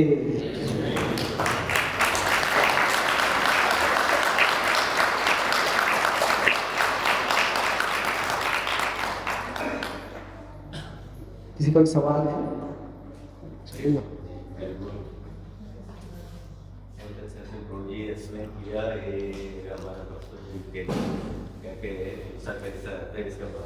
अभी किसी को कुछ डाउट है, कुछ प्रभु से पूछना मांगते तो पूछिए, कुछ डाउट है तो क्लियर कर दीजिए। और Prabhu ji first I know about the action and the justification and interpretation. Interpretation and justification, इसके बारे में आप बोला। और इतना ज़्यादा गुस्सा आता है हमारा दिल में, और सत्वगुणों में है तो थोड़ा सोच के करेगा, और रजोगुणों में है तो ऐसा करते रहते हैं, सोच रहे। तमोगुणों में है तो कुछ नहीं करते, सोच रहे हैं, ये एक्शन भी नहीं। ऐसा हो हमारे डे टू डे लाइफ में हम कैसे आसानी से हम कैसे लेके आएगा हमारा day to day life? How we can put it in our day to day life? कैसे कर सकते हैं? कहीं ना कहीं से हमें शुरू करना है उसको। तो शायद हमको गुस्सा आ जाता है, पर हम शायद किसी को गुस्सा आके 2 मिनट उसमें थोड़ा चिल्ला रहे हैं, और 10 मिनट चिल्ला रहे हैं, आधा घंटा चिल्ला रहे हैं उस पर। तो क्या होता है, कभी कभी जब वो भावना बहुत स्ट्रांग हो जाती है तो हम शायद नियंत्रण नहीं कर पाते। पर ठीक है, अभी मेरी बुद्धि जागरूक हो गई तो अभी रुक जाओ। तो भले ही हम शायद गुस्सा करेंगे भी, पर अगर वो 10 मिनट किसी पे चिल्लाने की जगह पे मैं 5 मिनट चिल्लाऊँ तो वो भी उसको हमें एक यश समझता है। तो कहीं ना कहीं से हमको शुरू करना है, जिस हद तक हम कर सकते हैं उस हद तक हमें करना है। तो एक दो चीज़ें हम कर सकते, उससे मदद हो सकती है कि अगर हम जानते हैं कोई ऐसा व्यक्ति है जिसके द्वारा हम साधारणतः विचलित हो जाते हैं। कुछ लोग हमारे जीवन में ऐसे होते हैं, they bring out the best within us. वो व्यक्ति के प्रभाव से हम और अच्छा कार्य करते हैं। पर कुछ लोग ऐसे होते हैं, they bring out the worst within us. वो व्यक्ति देखता ही तो उसमें गुस्सा आने लगता है। तो मैं एक बार 2 भक्तों में मीडिएशन कर रहा था, तो एक भक्त बड़े नम्रता से दूसरे भक्त पूछ रहे थे, मैं देखता हूँ कि तुम मुझ पर बहुत क्रोधित हो गए हो, तो क्या तुम मुझे बता सकते हो कि मैंने क्या किया है जिससे कि तुम इतने क्रोधित हो गए मुझसे? तो दूसरे भक्त ने बताया, यू एग्जिस्ट। कि तुम्हारा अस्तित्व है, उससे मैं क्रोधित हूँ। अभी वो नफरत से नहीं बोल रहे थे, बोले कि तुम जैसे हंसते हो, तुम जैसे चलते हो, तुम जैसे अपना सिर हिलाते हो, सबसे मुझे गुस्सा आ जाता है। हमको लगे वो चाइल्डिश है, पर कभी कभी हमारा मन ऐसे कार्य करता है।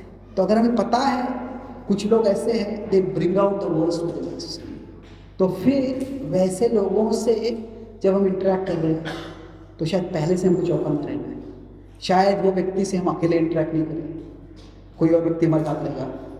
क्या है कि अगर हम रास्ते पे जा रहे हैं, तेज से जा रहे हैं, हमको पता नहीं है कि वहाँ पे एक स्पीड ब्रेकर है, तो ज़ोर से बम्प हो जाएगा। पर अगर हमको पता है यहाँ पे स्पीड ब्रेकर है, तो फिर क्या हुआ, फिर भी वो स्पीड ब्रेकर रहने वाला है, पर हम पहले से पता होता है तो थोड़ा गाड़ी स्लो कर देते हैं। तो वैसे ही हमारे जीवन में हमें देखना है कि कहाँ स्पीड ब्रेकर है। तो हम कैसे बोलने की जगह पे क्या है कि मुझे बहुत गुस्सा आता है, मैं कुछ नहीं कर सकता इसके बारे में, या मैं कुछ कर नहीं पाता हूँ। पर तो कभी कभी क्या है, sometimes we depend too much on will power. हम खुद की जो इच्छा शक्ति है, जो डिटर्मिनेशन है, उस पर ज़्यादा निर्भर कर देते हैं। पर instead of focusing on determination we can focus on situation, कि कौन से परिस्थिति मुझे क्रोध आता है, और उतना पता चल जाएगा तो क्या होता है, ठीक है, अगर दिन भर बहुत मुझे सेवा की है, बहुत काम किया है, फिर शाम को आके कोई मुझे कुछ मांगता है तो मैं चिल्ला देता हूँ उस पर, या फिर ये व्यक्ति मुझे गुस्सा आ जाता है इस व्यक्ति। तो हम देख सकते हैं किस परिस्थिति में हम खास करके बहुत ज़्यादा विचलित हो जाते हैं। तो फिर उसके लिए हम कुछ प्रिवेंटिव मेजर ले सकते हैं कि ठीक, इस व्यक्ति को मैं दिन के अंत में नहीं मिलूँगा। वो होता है अभी मीटिंग करने को कि नहीं प्लीज़ अभी हम नहीं, ज़रूरी बात है, मुझे बात करनी है, पर कल सुबह हम बात करते हैं इसके बारे में। या फिर हम बोल सकते हैं कि इस व्यक्ति के साथ मैं अकेले नहीं मिलूँगा। और दूसरा जो कोई मित्र है, कोई हमारा ट्रस्टवर्दी, बोले कि अगर मैं कुछ ज़्यादा करने लगता हूँ तो मुझे आप याद दिलाओ, मुझे आप नियंत्रण करो। तो फिर क्या होता है उससे जब हम समझते हैं तो हम एक्सटर्नल सपोर्ट्स ला सकते हैं। और कभी बोल सकते हैं कि मैं उस व्यक्ति से मिलूंगा तो मैं ऑलवेज इनसे पब्लिकली मिलूंगा, प्राइवेटली नहीं मिलूंगा। तो पब्लिकली होता है क्या होता है, हम गुस्सा भी हो जाएंगे, पर पब्लिक में होने के बाद थोड़ा गुस्से को नियंत्रण कर ले। अकेले हो गए तो क्या होगा, कभी कभी बहुत ज़्यादा उस पर गुस्सा करते। ऑफकोर्स ये अपोजिट भी हो सकता है, पब्लिकली बहुत ज़्यादा गुस्सा कर देते तो बहुत समस्या हो सकती है, पर जनरली हम पब्लिक में होते हैं तो क्या होता है, थोड़ा तो भी उससे नियंत्रण हो जाता है। तो instead of focusing on just मैं नहीं कर पा रहा हूँ, कि मैं क्या कर सकता हूँ, मैं शायद परिस्थिति को थोड़ा बदल सकता हूँ, और धीरे धीरे फिर क्या होगा, हमारे अंतरंग शक्ति भी बढ़ेगी। जैसे भगवान कहते थे यदा समानते चायम कूर्मो अंगानि विसर्वशः। वो पहले 258 में पहले बात ये नहीं बता रहे कि आप इंद्रियों विषयों से विचलित मत हो जाओ, कि अगर आप समझते हो कि आप इन इंद्रियों विषयों से विचलित होते हो तो पहले से उनसे दूर हो। तो ये जो है एक तरह से हमें सिचुएशन से प्रोटेक्शन लाना जरूरी है कुछ, और फिर धीरे धीरे क्या है, तानि सर्वाणि संयम युक्ता सिद्ध मत्परा, कि हम खुद संयम ला पाएंगे। Okay, So Prabhuji, arguments contributes a major portion of this one, right? Arguments Arguments. When we are doing something and we are arguments means that justification. नहीं, ऐसे ज़रूरी नहीं है। क्या है कि लाइफ इज़ कॉम्प्लिकेटेड, और कभी कभी हमें सीरियस जिम्मेदारियाँ होती है, और सीरियस प्रॉब्लम्स का एक सीरियस सोल्यूशन ढूंढने के लिए कभी कभी लोगों में सीरियस आर्ग्यूमेंट्स हो सकते हैं। तो आर्ग्यूमेंट्स को ही टालना ये नॉट पॉसिबल है। अगर हमें एक फेस्टिवल करना है, एक रथ यात्रा करनी है, वो इस बिल्डिंग में करनी है, इस बिल्डिंग में करनी है, दोनों चाहते हैं कि इस बिल्डिंग में, तो दोनों में आर्ग्यूमेंट हो सकता है। अभी आर्ग्यूमेंट को टालना मतलब क्या है, दोनों अपनी अपनी भावनाओं को रिप्रेस कर देते हैं। तो फिर वो रिप्रेस करेंगे तो क्या होगा, अभी एक बार रिप्रेस करेंगे, 2 बार रिप्रेस करेंगे, 10 बार रिप्रेस करेंगे, पर बाद में 11वें बार वो 11 गुना आ जाएगा। तो इसीलिए क्या है कि हमें व्यक्त करना है, व्यक्त नहीं करना ऐसे नहीं है, पर वो आगे कुछ टाइम के लिए सर्कमस्टेंस कर सकते हैं। तो कई बार अगर हम कुछ भक्त अच्छी तरह हम काफ़ी सेवा करते रहते हैं साथ में, तो फिर क्या है कि कभी कभी होता है एक व्यक्ति अपना बात ज़बरदस्ती करवा लेता है, दूसरा व्यक्ति दुखी हो जाता है उससे, तो बाद में कुछ ना कुछ फोरम होना चाहिए जहाँ पे वो बात कर सकते हैं। शायद उस समय ठीक है तुमने ऐसे कर लिया, हम स्वीकार कर लेते हैं, पर बाद में जब वो व्यक्ति वो घटना हो गई है, वो व्यक्ति शांत है, हम भी थोड़े शांत है, फिर उनसे बोलना चाहिए कि ना आपने जैसे किया उससे मैं बहुत विचलित हो गया, आपने मेरी बात सुनी भी नहीं बिल्कुल। तो कभी कभी जो आर्ग्यूमेंट ज़रूरी होते हैं, पर क्या है कि वो आर्ग्यूमेंट्स अगर हम इस शुरुआत इससे करते हैं कि ये भावना से कि ये व्यक्ति इल मोटिवेटेड है, ये व्यक्ति स्वार्थी है, ये व्यक्ति घमंडी है, ये व्यक्ति पावर हंग्री है, इसलिए ये अपनी बात को हमेशा बोलता है। तो वो अगर एग्जाम्पल से शुरू होता है तो फिर क्या होता है, वो आर्ग्यूमेंट कभी यशस्वी नहीं होता। पर अगर ये एटलीस्ट बेनिफिट ऑफ डाउट देते हैं कि ये व्यक्ति बुरा व्यक्ति नहीं है, ये व्यक्ति भी अच्छा ही चाहता है, ये व्यक्ति सेवा करना चाहता है, ये व्यक्ति भी अच्छा, पर ये व्यक्ति इस तरह से विचार करता है, तो कम से कम उतना बेनिफिट ऑफ डाउट अगर हम देते हैं, उससे शुरू करते हैं, तो फिर क्या होता है कि बेटर अंडरस्टैंडिंग हो सकती है। एक कॉन्फ्लिक्ट रेजोल्यूशन में एक टेक्निक कहते हैं कि अगर 2 व्यक्ति में आर्ग्यूमेंट होने वाला है, तो क्या कहते हैं कि दोनों व्यक्ति अपनी बात बोलते हैं, और वो रिस्पॉन्ड करने के पहले क्या बोलते हैं कि अभी एक व्यक्ति ने अपना आर्ग्यूमेंट दे दिया, दूसरे व्यक्ति ने अपना आर्ग्यूमेंट दे दिया, तो अभी पहले व्यक्ति को बोलते हैं कि ये दूसरे व्यक्ति का आर्ग्यूमेंट तुम दोहराओ, और दूसरे व्यक्ति को बोलते हैं कि इस पहले व्यक्ति का आर्ग्यूमेंट तुम दोहराओ। तो क्या होता है कि जब हम दूसरे का आर्ग्यूमेंट सुन रहे होते हैं तो हम एक विचार करें इसको कैसे गलत साबित करना है, पर अगर हम अपने वचनों में उस व्यक्ति का आर्ग्यूमेंट बोलने का प्रयास करते हैं तो क्या होता है, ठीक है ये इतना गलत नहीं है, मैं एग्री नहीं करता हूँ इससे, पर कैसे कि it may not be acceptable to me but it is intelligible to me. ये भी स्वीकार नहीं करता हूँ, पर ये क्यों ऐसे बोल रहा है ये तो मैं समझ सकता हूँ। तो उस हद तक भी आ गए तो फिर क्या होता है कि दोनों का जो ट्रस्ट है उसका ब्रेकडाउन नहीं होता है, कि दुनिया में डिफरेंस ऑफ ओपिनियंस होने ही वाले हैं, उससे आर्ग्यूमेंट होने वाला है, पर क्या है जब ट्रस्ट का ब्रेकडाउन हो जाता है कि तुम अच्छे व्यक्ति नहीं हो, जब वो ट्रस्ट का ब्रेकडाउन हो जाता है तो रिलेशनशिप को बचना बड़ा मुश्किल होता है। पर अगर हम आर्ग्यूमेंट भी करते हैं तो ठीक है, तुमको बोला तुम बोल के सुनता, फिर मैं बोलूँगा मैं तुम सुनो, और फिर then we try to understand. तो फिर उससे थोड़ा it's not easy but it can become less difficult. Thank you.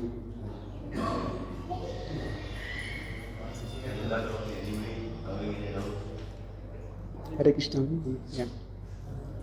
इससे भगवान महाभारत की युद्ध के माध्यम से संसार को क्या देश देना चाहते हैं, तो धर्म की स्थापना करना।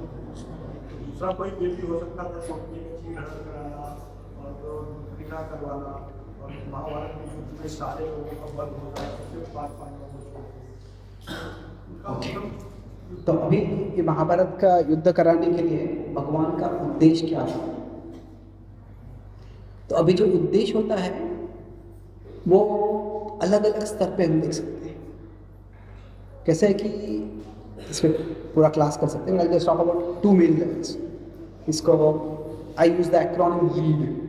ये माधवाचार्य के तात्पर्य में लीड मतलब जो हमारी लीलाएं होती हैं वो 4 स्तर पे देखते हैं, लिटरल, एथिकल, एलेगोरिकल और डिवोशनल। कि ये कहानी घटी है और ये बहुत रोचक कहानी है, लिटरल कहानी होता है। एथिकल मतलब नैतिक रूप से, कि नैतिक रूप से हम विचार कर सकते हैं। एलेगोरिकल मतलब ये सूचनात्मक रूप से क्या सिंबलाइज करता है, और डिवोशनल मतलब भगवान भक्ति के स्तर पे। तो हमें 2 स्तर पे देख सकते हैं इसमें। आप बैठ जाइए प्लीज। तो अगर हम भगवद गीता देखते हैं फॉर एग्जाम्पल, तो प्रभुपाद जी पहले अध्याय में बोलते हैं कि कैसे, पहले अध्याय के तात्पर्य में बोलते हैं कि कैसे अर्जुन जो है वो विचार कर रहे हैं, जब रणभूमि में कार्य कर रहे हैं, तुरंत युद्ध नहीं कर रहे, युद्ध सही है गलत है विचार कर रहे हैं। और ऐसा विचार करना यह जो है यह एक बुद्धिमान जिम्मेदार व्यक्ति का लक्षण है, और ऐसा व्यक्ति भगवंता के ज्ञान का जरूर पात्र है।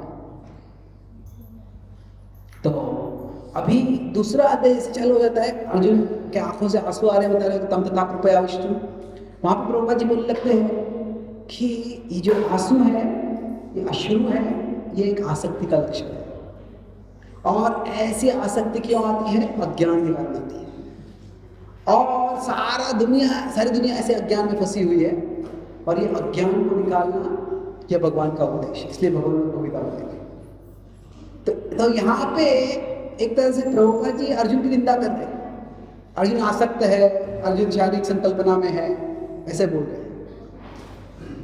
और तीसरी चीज प्रभुपाद जी बोलते हैं, ये सारा जो अर्जुन का मोह था ये भगवान की योजना थी, ताकि भगवद गीता बोल जाए। तो अभी कौन सा स्तर सही है? क्या अर्जुन विचारवंत व्यक्ति है, क्या अर्जुन आसक्त व्यक्ति है, या क्या अर्जुन केवल भगवान का निमित्त है ये बोलने के लिए? तो क्या है, ये जो भी लीला घटती है उसको अलग अलग स्तर पे हम देख सकते हैं, और अलग अलग स्तर पे अलग अलग शिक्षाएं होती हैं। तो अभी जो मैंने भगवद्गीता का उदाहरण दिया, पर भगवद्गीता महाभारत के युद्ध के शुरुआत में होती है। तो अभी एक तरह से हम कह सकते हैं कि जो महाभारत का युद्ध हुआ उसका उद्देश्य क्या था कि जो अधर्मी लोग थे उनका विनाश करना, परित्राणाय साधुनां विनाशाय दुष्कृताम्, और वह भगवान ने वहां से कर दिया। ये सत्य है। पर इसके साथ साथ हम यह भी कह सकते हैं, यह भी देख सकते हैं, देखना जरूरी है वास्तव में, कि वही भगवान युद्ध के पहले शांति दूत के रूप में कौरवों के पास गए, और बड़ी ही दक्षता के साथ उन्होंने निवेदन प्रस्तुत किया वहां पे। तो क्या भगवान शांति नहीं चाह रहे थे? अब ये दुष्कृतियों का जो विनाश करना था वो अलग अलग पद्धति से हो सकता था कि दुर्योधन को मार के हो सकता था, वैसे करना पड़ा। पर अगर दुर्योधन अपना बुरा व्यवहार छोड़ देता था तो फिर उसको मारने की जरूरत नहीं, तो फिर उसके बिना भी भगवान कर सकते थे, उनको युद्ध के बिना भी भगवान धर्म की स्थापना कर सकते थे अगर अधर्मी व्यक्ति अपना अधर्मी प्रवृत्ति छोड़ देते थे। पर जब उन्होंने नहीं छोड़ा तो युद्ध करना पड़ा। तो इसका मतलब क्या है कि जो भगवान का उद्देश्य होता है वो एक होता है कि धर्म की स्थापना करना, लोगों को आध्यात्मिक चेतना की ओर लाना, ये उद्देश्य है। पर वो उद्देश्य कैसे आगे बढ़ेगा, यह जो जीव होते हैं उसमें वो कैसे कार्य करते हैं उस पर निर्भर होता है। क्योंकि भगवान हमारी स्वेच्छा को नियंत्रित नहीं करते। हम सबको भगवान ने स्वेच्छा दी है और हम अपनी स्वेच्छा के अनुसार कार्य करते हैं। तो क्या होता है कि भगवान की योजना इतनी एक्सपर्ट होती है कि अगर कोई व्यक्ति उनका सहयोग नहीं भी करे तो भी उसके नॉन कोऑपरेशन या उसके ऑपोजिशन के बावजूद भी भगवान अपनी योजना आगे बढ़ा सकते हैं। जैसे कोई क्रिकेट टीम का कोई एक्सपर्ट कैप्टन है और उसका प्लान होता है कि ये व्यक्ति ऐसे बॉलिंग करेगा, ये व्यक्ति ऐसे बॉलिंग करेगा, ये व्यक्ति ऐसे बॉलिंग करेगा, फिर हम जीतेंगे, ये व्यक्ति ऐसे बैटिंग करेगा, ये व्यक्ति ऐसे बैटिंग करेगा, फिर हम जीत जाएंगे। तो उसमें से एक बॉलर है, एक बैट्समैन है, वो अच्छा परफॉर्मेंस नहीं करता है, दो बैट्समैन है बुरा परफॉर्मेंस करते हैं। जो प्लान है उसके बिल्कुल विपरीत। एक बैट्समैन को बोला है तुम अच्छी तरह से डिफेंसिव में खेलो, तुम अच्छा बैटिंग करके अच्छा इनिंग्स बिल्ड करो, और वो एक इररिस्पॉन्सिबल शॉट मारता है, आउट हो जाता है। तो जो एक्सपर्ट कैप्टन होता है उसका प्लान होता है कि हमको बड़ा स्कोर करना है और तुम ऐसे करो, पर वो ऐसे नहीं करता है तो भी वो एक्सपर्ट कैप्टन होता है, किसी और को बोला तुम ऐसे करो, तुम ऐसे करो, तुम ऐसे करो। तो कैसा होता है कि भगवान का एक तरह से हम जो योजना बोलते हैं तो उसमें we can separate, there is Krishna's purpose, भगवान का उद्देश्य होता है। और जैसे कोई एक्सपर्ट लीडर होता है उनका प्लान ए होता है, प्लान बी होता है, प्लान सी होता है, ये नहीं हुआ तो हम ये करेंगे, ये नहीं हुआ तो ये करेंगे। तो भगवान भी वैसे होते हैं। तो अगर दुर्योधन उनकी बात सुनता था तो फिर भगवान उससे वो दर्शाते थे कैसे हम युद्ध जो है हम बातचीत से टाल सकते हैं। पर जब दुर्योधन की बात नहीं सुनी तो फिर भगवान ने दर्शाया कि अगर जब अधर्मी लोग अधर्म नहीं छोड़ रहे तो युद्ध करना भी जरूरी है, और युद्ध करके फिर उन्होंने धर्म की स्थापना की। Hope that answers your question. It's clear? Thank you. Should we stop here, I think? Yes. बहुत बहुत धन्यवाद। एक और question, only one more question will be entertained because Prabhuji want to go to Muscat. They are coming from Muscat now, so it is almost 8 cross किया। अभी एक question, this is the last one, so क्षमा कर दीजिए। हरि बोल, प्रभु जी को यात्रा करना मांगते हैं। हरे कृष्ण। कि आपने बताया और perspective, then third is principle. So for principle, one is our Vaishnava etiquette. Others like the person who is not Vaishnava and behaving. ठीक है, वो बात सही है। देखो प्रिंसिपल जो होता है वो परिस्थिति के अनुसार में देखना है कि देखो अगर कोई अब ऑफिस में काम कर रहा है तो ऑफिस में हमेशा पॉलिटिक्स तो हो रहा रहता है कि ये इसके बारे में इसके अनुरूप बनाता है, उसके अनुरूप बनाता है, वो ठीक है। वो अगर ऑफिस में हो रहा है तो भगवान कहते हैं इस जगत में सर्वारंभ ही दोषेन धूमे नाम भाव, कोई ऐसे आइडियल प्रिंसिपल से नहीं जी सकता है इस जगत। ऐसे पांडवों ने भी इसी प्रसंग में द्रोण को झूठ बोला, तो ऐसे नहीं कि हम जो प्रिंसिपल बोलते हैं मतलब ऐसे इतना आइडियलिस्टिक हो जाना कि हाँ हम कुछ कर ही नहीं पाए। पर हर व्यक्ति के अपनी अपनी सीमाएं होती हैं। अभी मान लीजिए ऑफिस में पॉलिटिक्स होता है तो पॉलिटिक्स एक चीज़ है, पर जानबूझ के किसी को फ्रेम करना, मतलब किसी के अकाउंट में पैसे डाल देना और फिर उसको वहाँ पर पुलिस को भेजना और उसको फिर क्या करना है कि उसको वहाँ पे चोर साबित करके उसको गुनहगार बना देना। ठीक है, क्रिकेट में होता है कि ट्रिक्स होते हैं कि कोई बॉलर आता है बहुत ऐसे तेज़ी से आता है, ऐसे दिखा रहा है कि फास्ट बॉल आने वाला एकदम स्लो बॉल आता है, तो क्या वो एक ट्रिक है।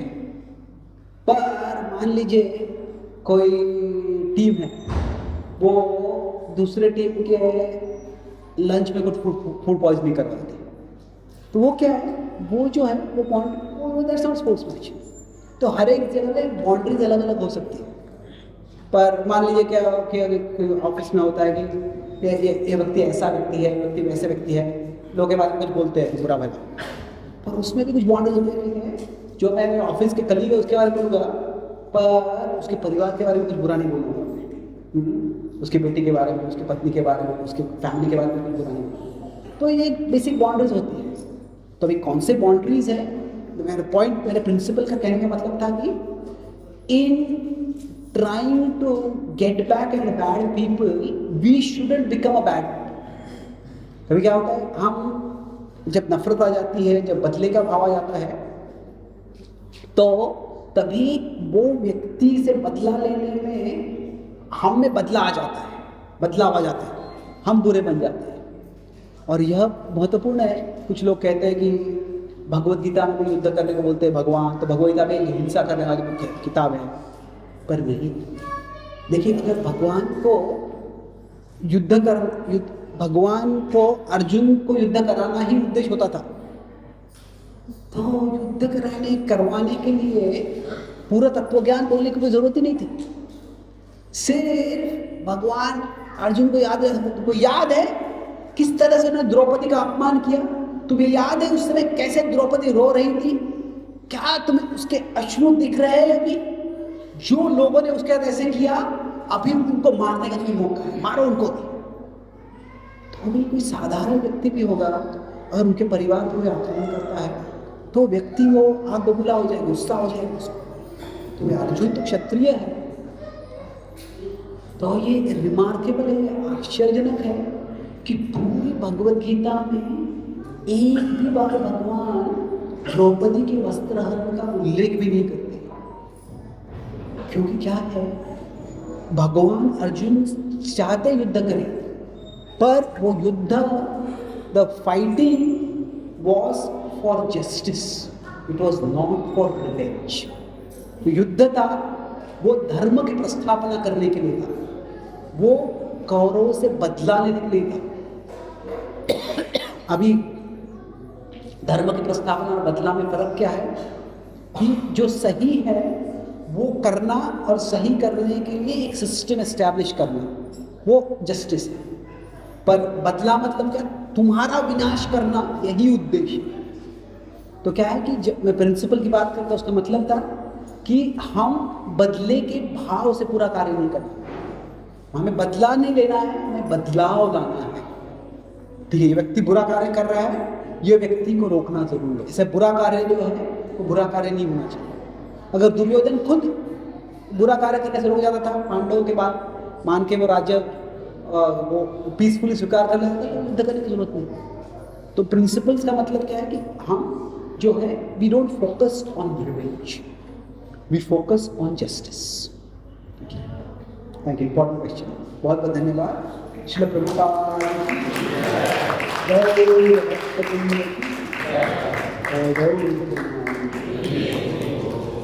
Thank you very much. Hare